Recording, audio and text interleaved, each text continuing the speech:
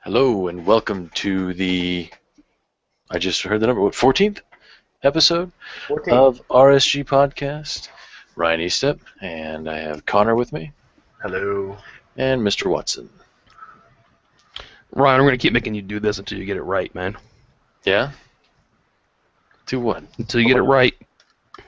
The intro, until you get it right. All right, well, that's fair Every enough. time you mess it up, and it makes me sad. Well, practice makes Sad perfect, inside. you know. You know what they say, 20th time is a charm. Who's counting? Who's counting? Not you, apparently. Nope. No, I really don't count, so I don't know what's going on. He's like 1, 2 lots. Yeah, exactly. Oh. Anyway. Many more. Yeah, this is one of, several. So, but we saw two movies over the weekend. Did a double feature, old school style. Maleficent. I think I said it right. Did I say it right? Maleficent. Yep. Yeah, Close enough. Yeah. enough. And A Million Ways to Die in the West. The new Seth MacFarlane film, which is hilarious. It's very good. It was quite amusing, yes. And we also have I think it was funnier than I thought it was going to be. You think so? Yeah. Yeah, the humor in it was actually a lot more subtle. Well, I mean, there was the obvious, toilet humor, which I also found funny because I'm 3. Well, let's just go ahead and jump right into it then, since we're already on it. I really liked it. I thought it was a blast. I mean, it was a typical Seth MacFarlane. It had your dancing, your singing, and it had the clear beginning, middle, and end, and stuff like that. So, Yeah. But I enjoyed it. I thought it was awesome, hilarious. I really liked. I can't remember her name now. Charisse. Sarah Silverman? No. Charlize. Charisse Theron. or whatever. Yeah. Yeah. I really enjoyed her character. I thought she did a good job with that. Well, this was definitely one of those type of movies that you don't go in and criticize the characters of the character development that True. Right. much. Some people can read funny stuff, and then some people can actually be funny while, I thought she delivered things really well. So. Right. The whole point of the movie was to put Seth MacFarlane's character in the middle of everything, and he's very, anachronistic. He really is. And it's hilarious because of it. But really, it's just it's very Seth MacFarlane, so it has a lot of very obvious in-your-face jokes. But there was really a ton of kind of subtle, very dry humor that was not well appreciated, I think, by a lot of people. But I thought it was hilarious. What's some of the things that people didn't like? Well, that's Andy's way of saying that we're smarter than other people. Ah. No, It's like, other people is stupid, and they didn't get these jokes because they dumb. Well, what I'm saying is that there's a lot of people online who didn't like the movie. They thought it was stupid, and I think that's because all they see is the upfront humor, which it's not everybody's bag, but I think there's a lot of subtle stuff in there that's also very funny. Yeah. Giovanni's Well, I enjoyed a character was lot of hilarious. the. Sorry? I enjoy a lot of the more subtle humor, like the joke about the Indians or whatever. Like, why are they always angry? Patrick was splitting his land with a 50-50. That was a great joke, I thought. That was a oh man, But it's a little more subtle than just Neil Patrick Harris shitting in a hat. Right. Yeah. That was funny though. I mean, Uncontrollable. literally toilet humor. Right. And there was also there was just so many very quick moments. Like Ryan Reynolds was in the film. Just to get shot. They look at him, they ask him a question, he shrugs his shoulders and shakes his head, and then gets shot immediately. That was the entirety of his part, and to me, it was hilarious. Yeah. And that's because I think you need to know Ryan Reynolds' humor as well. But there was a ton of these aren't subtle necessarily, but a ton of cameos that I thought were hilarious, including Dr. Yes. Leonard, not Leonard. Christopher Lloyd. Christopher Lloyd. Yeah. Yes. With the DeLorean. That was awesome. Yeah, with the DeLorean as Doc. And then it's funny because I don't know if it's just because I'm so used to Seth MacFarlane, but the moment that Seth MacFarlane's character was walking along and he sees like the electric in the building, I knew immediately what it was going to be. And I was laughing the entire time because I thought it was hilarious. And then also the Jamie Foxx as Jake. Oh, dude, yeah, that was funny. Yes. So. There was a lot of really good things, like when smoking weed and stuff out there. Then when the Indians, when he was like, what'd he say? He goes, "I'm a nerd, so I learned different languages," and they're all like, "All right, cool." And then they were suddenly cool with him. I love that. Right. Yeah. He's like, well, he knows how to speak our language, so he must be cool. Yeah. Right. He must be cool. But no, it was great. I think I suggest people go see it, especially if they're a fan of like Family Guy and Oh yeah, Dad and stuff. I think they'll really enjoy it.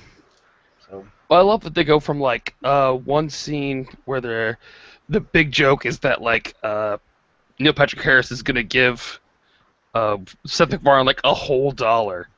You know, because they've been betting like nickels or pennies or whatever, and it's a whole dollar bill. That's a dollar bill.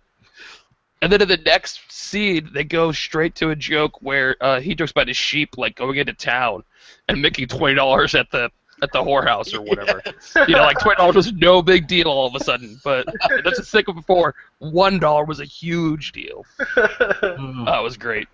It's just stuff like that makes him such a good at what he does. Right.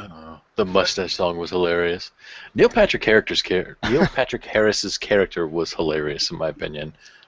I love how having a mustache was like something very expensive. Like you couldn't just grow facial hair. You had to have oils and you had to have wax and you had to maintain it. Like it wasn't something you just do.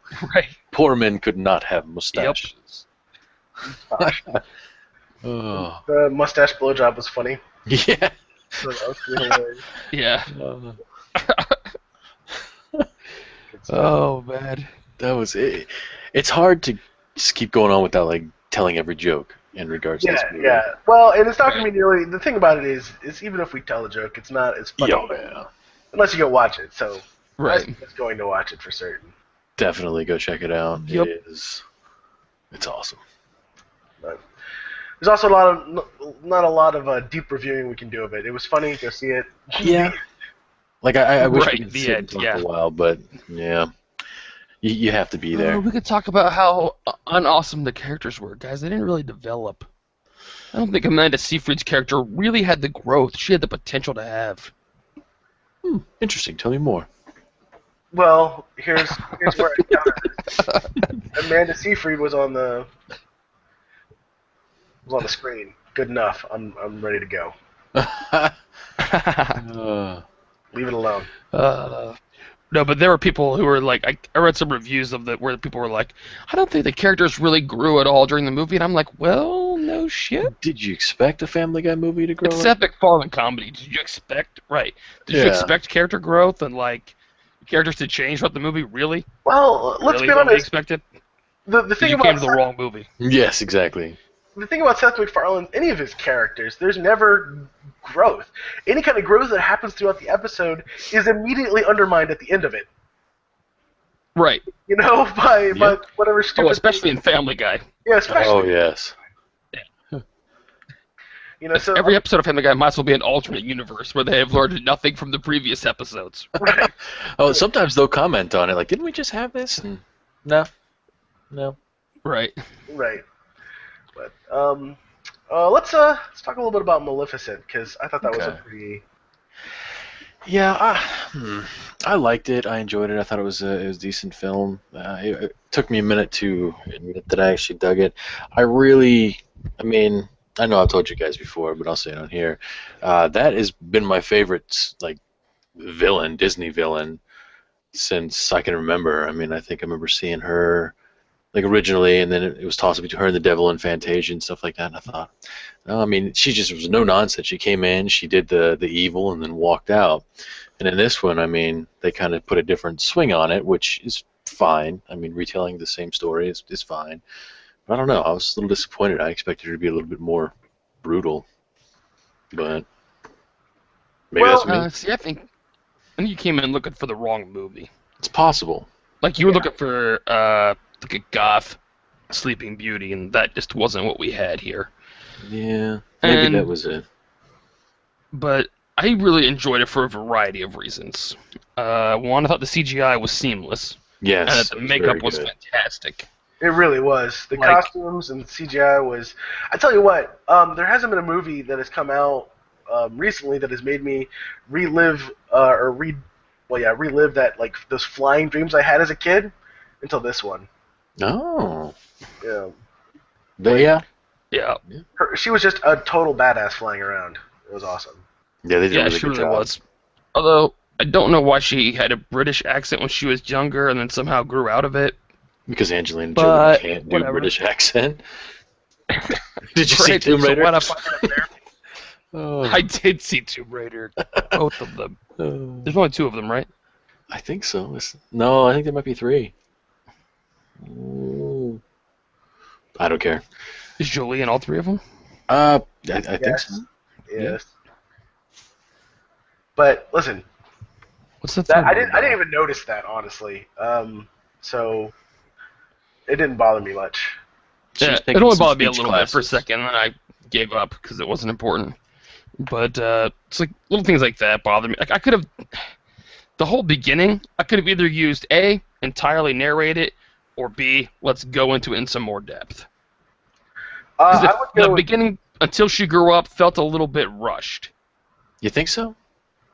I think so. And I'm fine if you rush it, but let's just narrate it all then, not do any speaking, and go next page, you know? See, moving on, yeah. My least favorite part of the movie was after she grew up and then she lost her wings and became Maleficent. Or she was always Maleficent, became evil, rather. Evil Maleficent. And the whole, not even really that, the whole scenes with Aurora. I just, from that point on, I stopped being interested. Yeah. As much. I still enjoy the movie, and I still think it's definitely worth watching, and it's definitely worth taking any child to go see, I think. It's definitely a child of all ages sort of flick.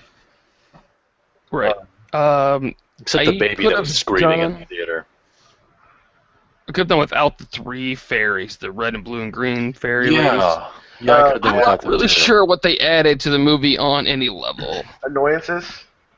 Right. Like I'm like, even if I was 5, I would hate those bitches. I would want them to be off my screen. Well, it's like, you know, we just got done seeing how much the king distrusts magic and fairies and stuff like that, and he's like, all right, cool. You guys take my daughter, go hide. Well, it wasn't so much that he distrusts. Like, okay, he's hung out with Maleficent a lot by this point. I would imagine at this juncture he understands how powerful she is, or at least gets an idea that she's one of the most powerful beings in the Wars. Still decided to straight take her wings, though, which is he straight rips her wings off, right? And then he downgrades to ripping her wings off from killing her. Right. It's true. He was going to kill her. Because he was just going to straight kill her, but he couldn't do that, which would have probably been more merciful in the end. But, yeah. Yeah. Well, but here's the thing: you leave her alive. You know she's alive.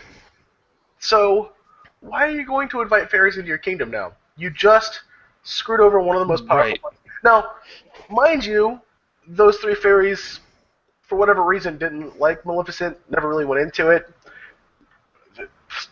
I don't know, decided she was evil for some odd reason at this point. They can see the future. It's cool. I guess. Right. You know, so... she'd been there for a while, right? Like I've sort of got the impression that he had cut her wings off, and it had been several years since that time where she'd been That's true. ruling over the fairy moors with the iron fist of evil. You know? You say the iron so fist... they probably weren't happy with it. You say that, but like it doesn't show any of that. True. It is and I agree, and I think that's where they were short a little bit in the storytelling, where they could have told more of that story and left out some of the beginning story. Yeah, and also the other problem I had with the movie, it's just a few things. It's not enough to like really like ruin the movie for me, but you know they make a point at the end of the movie where Sleeping Beauty calls herself, "I was the one, you know, called Sleeping Beauty. She was asleep for like 15 minutes. Yeah, she didn't really have the whole sleeping Right. part of that story. Hardly She was long like enough. a power napping beauty. Yeah, power napping beauty. Yeah, hardly long enough to earn a name like Sleeping Beauty. I'm just saying, like that should have been Right. because if I remember correctly, in the original cartoon, she was asleep for a while, quite some time before Yes. somebody came and saved her. Several years, I thought. Yeah. Yes. So I believe in several years it's implied. Yeah, because I mean, I thought the kingdom was in ruin when she woke up, or very close to it. Unless I'm thinking of a different story, which is possible. There's several different Sleeping Beauty stories, including Anne Rice's story about Sleeping Beauty. Oh. We don't need to get into that. you know, Ryan, That's. you had to I bring have it read up. those books. You had to Yeah, I read the first book. I started to read the second one, but it just seemed like more of the same thing. So I was like, That's not inaccurate. All three of them are basically just more of the same thing. yeah. It's not exactly my cup of tea. Yeah. But this is what Maleficent really suffered from the most. They are covering a large span of time in this movie, and almost too much to contain all in one movie, and so they rushed some parts, and it's obvious that they had to fit it all in the movie. Right. The movie suffered because of it. Yeah, but I will say this, though, and sorry to interrupt you. I am glad they finished it in one movie, because I'm really tired of every single thing that people are coming out with going, Oh, God, there's yes. going to be sequels, there's going to be a trilogy. It's like, I would sacrifice a little bit of Let's old man story. complain about this for a little bit. When I was a kid, this bullshit never happened. Yeah. Yeah, you had to just deal with the That's 90-minute all- movie you had. Goonies and become two movies. Goonies was one movie, It did happen. the way it should be. It did happen. It just didn't happen until much later a lot of times. And when it did happen, oftentimes it was fucking... Were they split a story into two movies, or were they made a shitty sequel? They made a shitty sequel. I would prefer... Shitty sequels is one thing. I'm talking about splitting one story into two movies to make more money. What? I'm fine with that. That Like doesn't The bother Hobbit. me. Yeah. Okay, well, The Hobbit's a little bit different. The Hobbit could easily fit into a single movie. I don't know why they made it into three. Yeah. But they just put in a bunch of shit that didn't need to be there. Agreed. But I'm okay with taking a movie that deserves multiple, or a story that deserves multiple movies, and making it into multiple movies. I'm okay with this. What I'm not okay with, All right. I think it's way worse to be like, here's, for instance, The Neverending Story, which a fond movie from my childhood, and here's The Neverending Story 2, which was utter shit. Did you see 3? I did, and it was utter shit. Yeah, exactly. It was even worse. Well, It was terrible. Okay. Before we get too far off outline here, another reason I enjoyed Maleficent is that it flipped the genders of your typical fairy tales. Yeah. You know what I mean? Because in most fairy tales, it's always an evil witch. yeah. Women true. are generally the villains of fairy tales, and men are generally the heroes. Yeah. And this sort of flipped that around and made the men the villains. And they played a really tiny role in the movie overall. Men did. You know? They like, did. even Stefan wasn't around very much. Right. I really enjoyed that particular gender flip. I think they did some interesting breaking of tropes in there, but I also feel like some of the tropes that they broke were a little bit too forced. Just a tad. Trying to think of a good example. I had a slight issue with, I think, Maleficent never really being that Maleficent. Just like Ryan was talking about earlier. They tried very hard to humanize her, which I'm okay with. I'm okay with humanizing the bad guy, but I also like the bad guy to be kind of the bad guy. Yeah. It's supposed to be the top dog villain in the Disney Right, universe. but that's not this story. No, I understand it's not this story. Because you're, like all right, I disagree with you. Here's my point. Was the bad guy, and that's the point Now here's my point. of the story. They tried very hard for a short time to paint her as a bad guy, but she never did anything that terrible. So I have no idea why she was that bad person. Dude, she made it rain in the house. I mean, that's evil. That is fucked up. That's for sure. That's right. I could have done without that entire scene.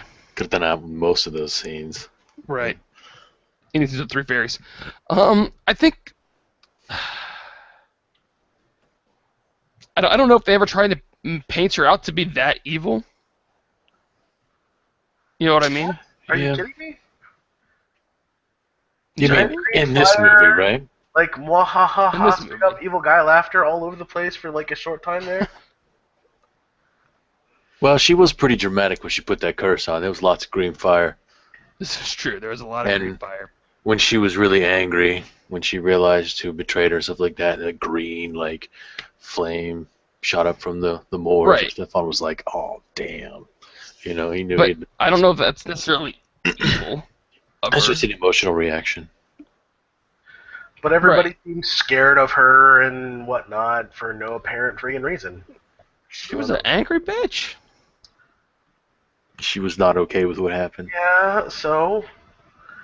I mean, she's like the most powerful person in your world has just gotten very angry. Okay. You're going to be a little frightened of her regardless. No, she never does it. But I don't know that necessarily makes her evil. Right, because she's not truly evil. All I'm saying is, like, which was kind of the point of the movie. What I wanted more out of it was the humanization of a typically bad guy character. Not necessarily evil, but a typically bad guy. I wanted the humanization of that character. I didn't necessarily want. And I kind of enjoyed the redemption story. I did. I'm not gonna lie, because it was a longest breakup ever. But my point is that there wasn't a whole lot for her to be redeemed for. They're just. Yeah, it's not like she really did a whole lot. It's not like she just like wiped out some cities or something like that, or blew up a train or something. Well, I don't want her to go on like some killing spree. I'm just saying that the whole redemption story would have a lot more meaning to me if there was some reason that she needed to be redeemed in the first place. The only real reason they had was she cursed, Aurora, which was, terrible and all, I guess, but she also basically raised her and protected her the entire time too. So it was kind of like, I don't know. Which I was kind of not okay with for the most part. Like, yeah. Especially since she started right away doing it. You know what I mean? Right. Like if she'd waited a while before she started doing it, and I mean, what was really the point of painting out the 3 other fairies to be absolute imbeciles? Yeah, who knows? I mean, I don't really get the point of that in general. Kind of reminded me. But I don't think this was a redemption story in general. I think this was a different point of view story. A sort of like history is written by the victors. Sort of flip. You know what I mean? Except for the victors. Except for the victors were the fairies in this particular case. Right. That's why it's a different story. So why would the original story be different? Because the victors aren't the fairies in the original story? So we're talking about like a what-if universe? Now I'm just confused. Sounds like you're trolling to me. No, I'm not. What I'm saying... I'm trolling? I'm not trolling. No, me. What I'm saying is simply that what I was hoping for was exactly like a different point of view of the same story. Do you see what I'm saying? That's kind of what I wanted. Got? No, it's not. Like, the original... Well, you're assuming that the story is going to be the same, that everybody's going to tell the same story. Stefan isn't going to tell that story. You know what I mean? Stefan's dead. In this story, Stefan dies. My point is that... In this story, Stefan dies. That's my point. You're not wrong about that. The stories the endings for the stories are entirely different, to the point where I have a hard time believing that it's just the same story told 2 different ways. You see what I'm saying? It's almost too different at the end. I can kind of see what you're talking about. I don't think the ending... Like, I don't think Stefan being dead changes the ending, the true meaning of the ending that much. I mean, when we talk about a fairy tale, you're looking for the moral behind the story in general anyway. And I don't think Stefan dying or not dying or whatever makes any real difference to the end of the moral of the story. The moral of the story that I learned is don't cut a fairy's wings off. They do not like that. They do not. They will get you back. They get fucking angry. Yeah, and the wings stayed alive, which was an interesting. Yeah, A, he kept the wings, which is a little bit weird, and B, they stayed alive, which was also a little bit weird. Whatever. This is all explained away with one word. Magic. Exactly. Yeah. Where's that gif? Magic. I kind of liked having the wings, because she was kind of boned at the end there. If those wings weren't there, then she was right. Well, what I don't get is there's a giant dragon in the hall. Yeah, everybody was totally cool with that. Soldiers just roll in it's Tuesday. This shit happens every Tuesday. Yeah, we got chains. We got this guy. Yeah, it's the dragon. We got this. Really? What? I was a little they were expecting a dragon. Yeah. They were prepared for that. They're like, it could be one of three possible things: a bear, a porpoise, or a dragon. Let's prepare for all three. A porpoise. Oh gosh. Well, so we all liked Maleficent, right? Yeah, it was good. Yeah, it was good, and I would suggest watching it. And I think you hit the nail on the head, Werby, with really the end it's about the moral, and that's regardless of what happens in the story. There's a few breaks here and there, but nothing too terrible, and the moral holds up to the end pretty well. Yeah, I agree. Yeah. Speaking of dragons, Game of Thrones. Oh, dragons. So, yes, I watched... Where are my dragons? I love that little clip. Just like that 2 seconds cracks me up every time. So, Mountain that rides versus Oberyn. Yes. Let's talk about that part last, because they made us wait the entire fucking show for the last 10 minutes of fighting, and I was like, fuck you guys. I was honestly surprised that this we is even why I'm saw not the watching conclusion. your show anymore. You are watching their show anymore. Don't say you're not. You're going to. We'll see. But we did have some important events happen, and we had a whole bunch of extra bullshit we didn't need to see happen as well. Okay. Tell us about the extra bullshit. So, not familiar with the books. Okay, the Missandei loves the eunuch love story? Why? Yeah, aren't they brother and sister in the book? I enjoy female nudity on Game of Thrones on every level. So I'm not angry about it, but I just don't understand why we spent 20 minutes talking as junk, maybe he doesn't, and staring at Missandei's boobs. I'm like, I came here to watch some people stab each other. Okay. I don't think anything would have made you happy until that fight, though, Roby, to be perfectly honest. Every single time they cut a scene, and it was something else, there was a sigh from the corner of the room. I was like, God damn it. Every time. I'm like, no, still not yet? Really? Still not yet. Let me tell you from my point of view, as one who has not read the books, I actually enjoyed it. I enjoyed this little, interaction there. Okay, don't get me wrong. It was a well-filmed interaction. It was interesting because they would speak, and then it would stay on them, they were trying to figure out what they had just said, as opposed to shifting immediately to somebody else. You know what I mean? Yeah. So it was an interesting interaction between the two of them. I really enjoyed it. In the book, the two are brother and sister, so it's a little weird, but hey, listen, I'm alright with it. I don't mind it. I just thought that it took up space where it didn't need taking up space, where we could have Oberyn stabbing a motherfucker with a spear somewhere. No, you said we'll get to Oberyn at the end. I'm not gonna lie.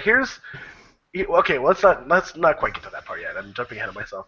Okay. Let me go to a part that I liked. That wasn't the end. Of course, I liked the end, but a part that I liked as much was we're finally starting to see Sansa become awesome. Yeah. Yes. And that was... I think they nailed it. It was really, really, really good, that scene. Yes. Right, because she added just enough truth to make the lie she told seem like truth, too. Right. It's like the entire time she's been watching these people work, and she's been fighting against it, but she has just come to accept it now, and she goes about it like she was born to it, and it was awesome. And the end scene when she finally, like, when she's talking to Baelish, and she's like, "I know what you want," and then at the end it shows like it's almost like old Sansa, new Sansa. Boom, right there. She comes out. Right. The hair's finally dyed. She's finally the stone. What do they call? What was her name? Which is an odd change. Elaine Stone. Elaine, that's right. Wait, what? Elaine Stone. Like book stuff. No, well, she says that her name. She pretends to be Elaine for a little while too. Right. In the TV show for like a second. Right. And then she tells them all that she's Sansa Stark, which does not happen in the book. Nope.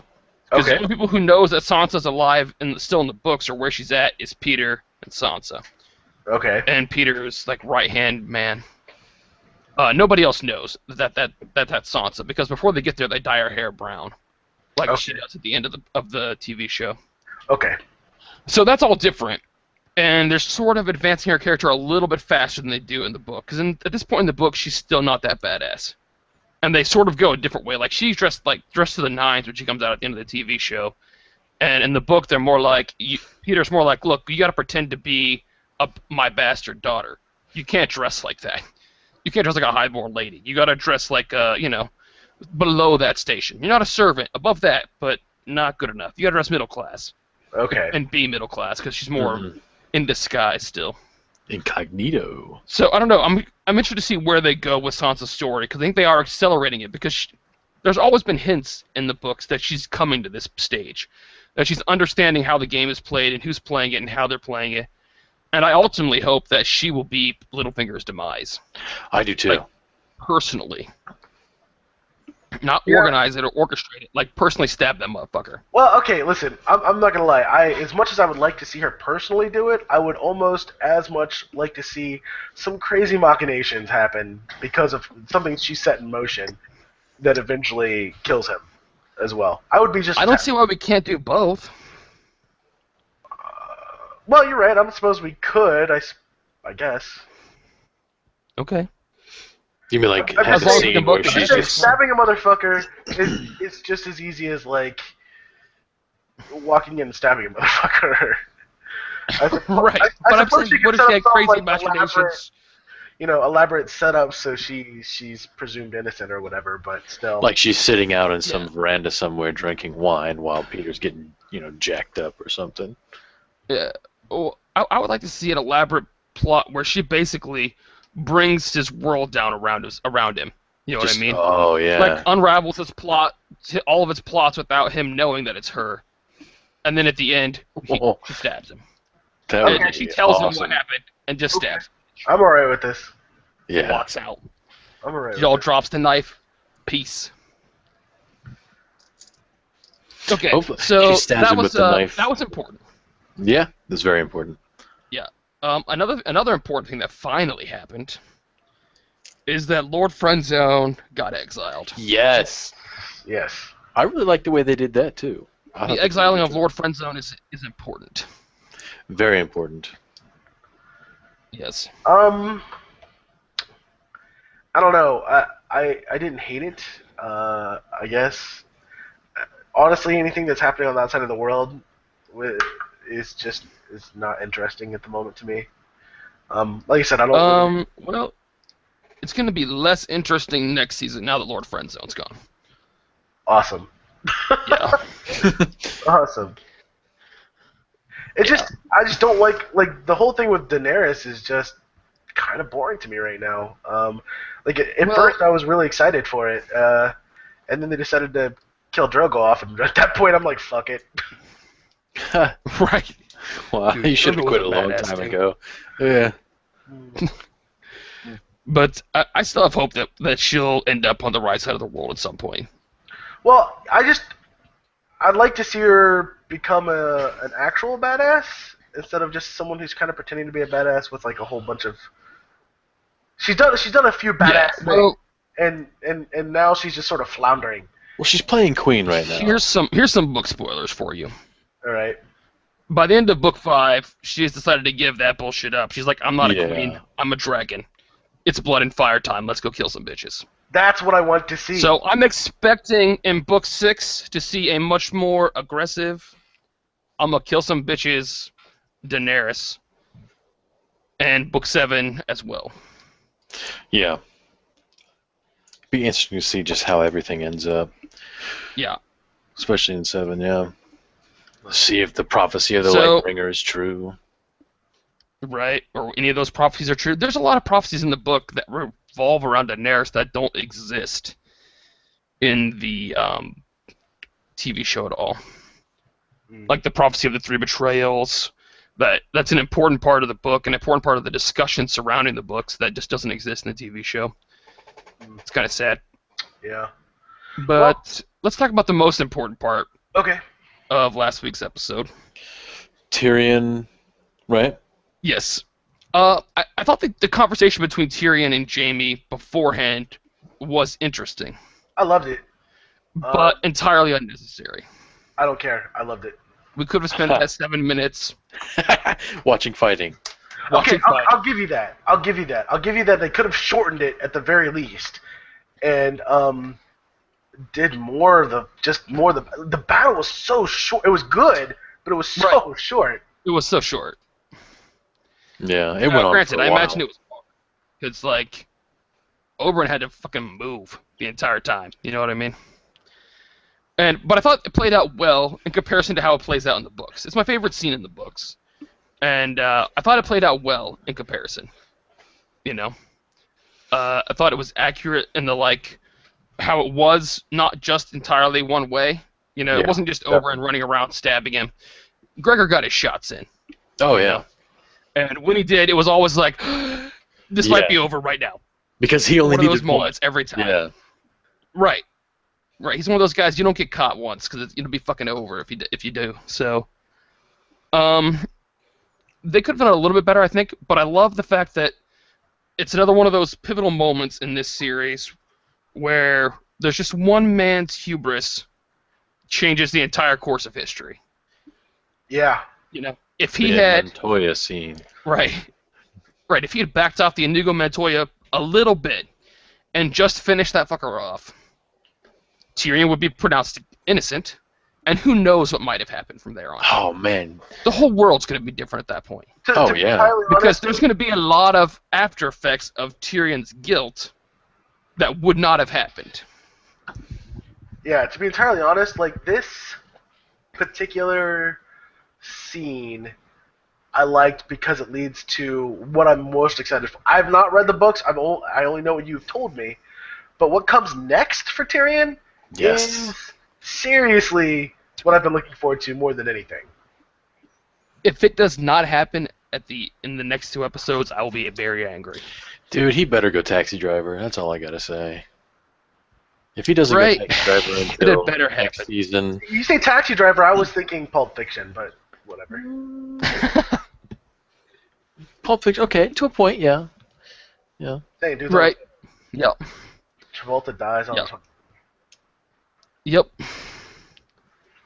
But yeah, if they don't do that, but like I said, there's a lot they have to mop up in the last 2 episodes if they're going to catch up to the end of book 3. Yes, namely Battle of Because Castle by the end of book 3, let's name the people who aren't yet dead, who need to be dead by the end of book 3. So if you don't want book spoilers at this point, you probably best turn it off. Yeah.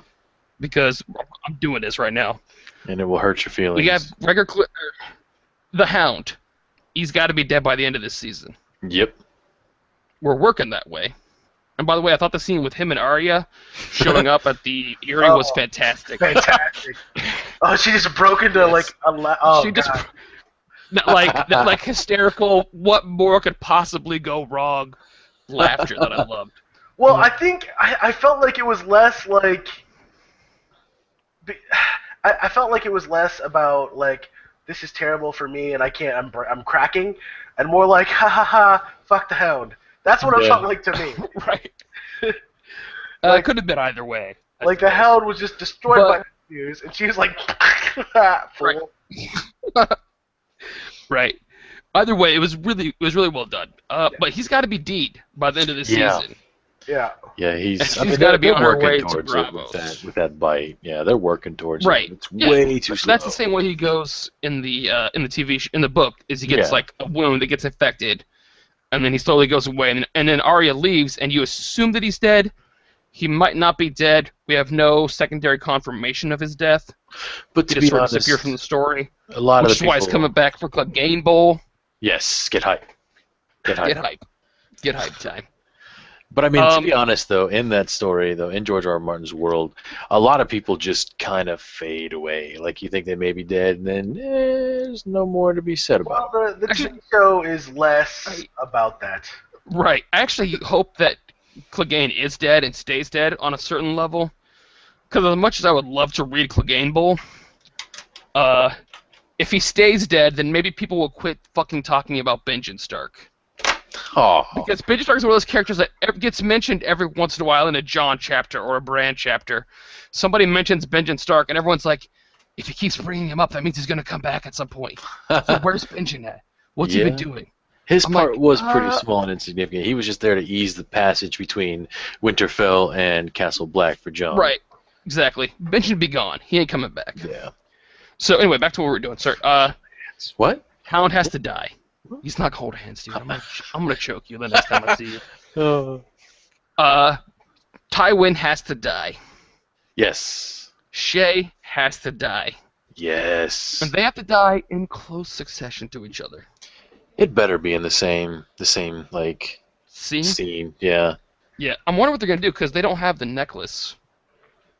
Like the hand necklace in the TV show. They have a little pin instead. Yeah, but so I wonder what they're gonna do. Maybe Tywin gives her a lion necklace with like lions on it or something. Oh God, that would be. Oh, wow. Okay, right? That would be brutal, but yeah, that might happen, I suppose. I don't know. We'll see. Ygritte has to die before the end of the season. Most of Castle Black. I think she's gonna be dying next episode for sure. Yeah, they're setting her up pretty good. Yeah. So I think Ygritte's going to bow out next episode for sure. Hopefully Tywin and Shay as well. Next episode. I hope so, but I have this weird feeling that we're not going to see that until the episode after. Until 10? Yeah. I don't think so. I think all three will happen in 9, because 9's been their big episode every season so far. That's true. And 10's been more like a wrap-up. So I think you're more likely to get the Hound's death in 10, and Arya getting sent on along her way to Bravos in 10. But Balon Greyjoy needs to die at some point, too. Yes! He's still kicking it for no good reason. Since he's not at all any part of the story, really. I didn't know he was supposed to be dead already. He's supposed to have been dead for a long time. He dies at the beginning of Book 3. Yeah. Really? There's supposed to be like a bunch of infighting, moots and stuff going on. There's a lot of Ironborn chapters. I'm pretty sure his death is the prelude, like the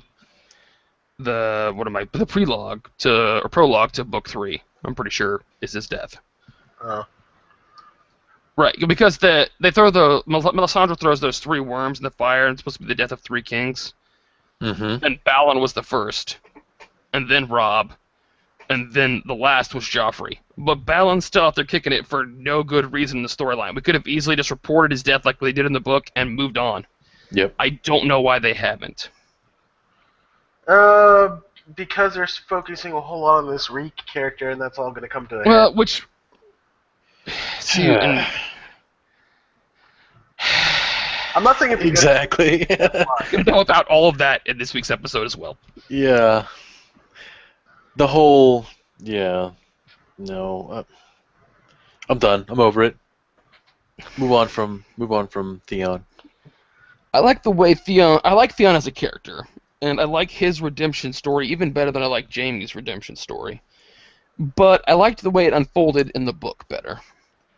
Right. I don't like being along for the ride on all of Theon's tortures. I think it's unnecessary for the most part. I liked much better, like in the book, he disappears at the end of Book 2, assumed dead. Right? And then he reappears in Book 4 as Reek, and you don't necessarily know it's him for a while. You suspect. And then eventually it's confirmed that it is indeed him. So, I like the way that unfolded better. I thought that was a better story than this one. Like the part where like his sister comes in to try and rescue him, and he's like refuses to go with her. Just, I mean, I get what they're trying to show you with that, but I think they could have done it better. Yeah, his sister should be at the meet, or the moot. Right, the King's Moot. Yeah. Because Balin's dead. Dead, yes. Yeah. No, they do whatever. But like I said, I mean, he's not a major character. Killing him off is not a big deal. Let's just have a reading about it in the council meeting and call it good. Like we could have done it any number of times by now. Or just have a at any point in time, someone come along and inform Tywin that Balin was dead and done. Most people don't even know he's alive to worry about. But dude, like I said, the reason why he's alive is because they're gonna tie him back in with the whole Reek thing. It's gonna happen. How? If they do that, I'll be angry. They will. If they like tie him in as like his father cares about him somehow or whatever, I'll be upset about that. I don't think so. I don't think that's the way it's gonna work out. I don't think it's gonna. How do you think it's gonna work out? I don't know because I don't know exactly how Reek's character works out. So. Well, Reek's character eventually redeems himself in book 5. Yeah. Well, what's probably going to happen then, they're going to start on his redemption story. They're going to do something like have him rape his father. And then he's going to go a long way out of his way for that. Yeah, well, it's not something that they're not used to doing, I'm just saying. Right. This is true. Oh, also, one more thing has to happen. What's that? Stannis the Menace has to get to the north. Yes! Why is he not... Wait, Stannis is supposed to be in the north? Oh, dude, yeah. Stannis is supposed to be bring his army to the end of book 3. The wildlings are attacking the wall. And they have been attacking the wall for quite some time. Okay? And actually, that's some of the greatest scenes in book 3 as well. Mm-hmm. Is them attacking the wall, and Jon, who has been elected Lord Commander of the Watch, which has not happened in the book yet. We still have Alisher Thorne around for no damn good reason. Which hasn't happened in the show already. Yet. Yeah. Right. Send that dude away. Let's get rid of him. But Jon leads the Night's Watch and infuses them with morale, and they fight off the wildlings for a long time, several weeks. Yeah, a lot longer than they should. They're severely depleted manpower. They're running out of arrows and all this, but they make up he makes up games for them to play while they're on the wall, where they have straw people dressed up in black clothes who are collecting arrows, and they try and bet on which one's going to collect the most arrows by the end of the day, stuff like that. And Jon comes up with some ingenious plans to help them defend the wall, which is all well and good. And then at the end, the wildlings break through the wall, and Jon and some of the Night's Watch people rally out to try and fight them. No, that's not what happens. They break through the gate. Goes out to treat, and Jon goes out to treat with Mance, who's been a nobody in the books or in the series really. And while they're there, Stannis attacks them. That's true. Yeah. He and his knights roll up and just start attacking. They don't even try to figure out what's going on. They just go right into it. Interesting. Yep. And then kind of ruins it a little bit. But they end up capturing all the wildlings and bringing them to the other side of the wall, which then sets up a bunch of interesting drama that goes on that side of the wall, like with the wildlings and the black watchers who really don't like wildlings. Mm-hmm.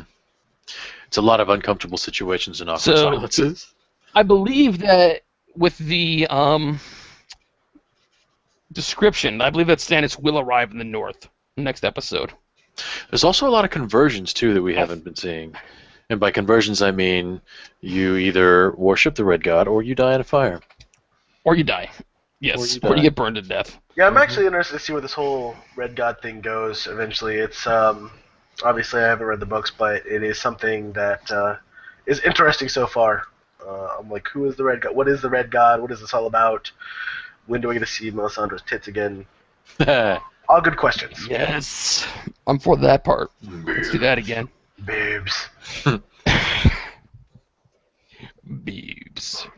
But they have a lot to do, and not a lot of time to do it. Yeah. If they want to catch up. Like 2 episodes where, like, Lady Stannis is talking with Melisandre, who's just naked for the entire time. You know, honestly, they could have already started with the Siege of Castle Black right now, to be perfectly honest. They could have killed Ygritte off halfway through and then the siege be a continuing thing until Stannis, who receives the message and is the only person, because everybody receives the message. They could the walls have. under attack. They should have, in my opinion. Yes, they could have. Instead, we get Missandei loving a eunuch and teaching him how to speak common. Yeah. I appreciate that. That's what we've got. That's what we've got instead. I appreciate Instead, that. That's what we've earned. That's what we've earned right there. So, what was the... And a bunch of extra scenes with the Hound that are actually really good, that I enjoy. Yeah. I enjoy Arya and the Hound. It's fun. It's almost like a different show in the middle of that. It's almost like a comedy at that point. Right. Well, I think we're just about out of time. I want to Yeah. mention a few things real quick. Just simply that a few games have recently been released. One of them being WildStar is now available for purchase and to play. And it's great, so I suggest everyone go get it, play it. We've been talking about it for a while now, and now you can experience it on your own, and you don't have to take our words for it, although you should. You should, because we're right. Yeah. I think that's all I really had. We got some league stuff coming up this weekend, right? We start watching the show. Yes. Our next, League League will start this weekend. Yeah, we'll start this weekend. We'll actually have some serious shit talking going on. Right. Next Some episode. results. Yep. Start dishing out the smack. Yep. Which is just really going to be me telling you guys how much you suck. Look, yeah, I picked all the when your top team- guys, so... When your team bombs, I'm going to laugh so hard.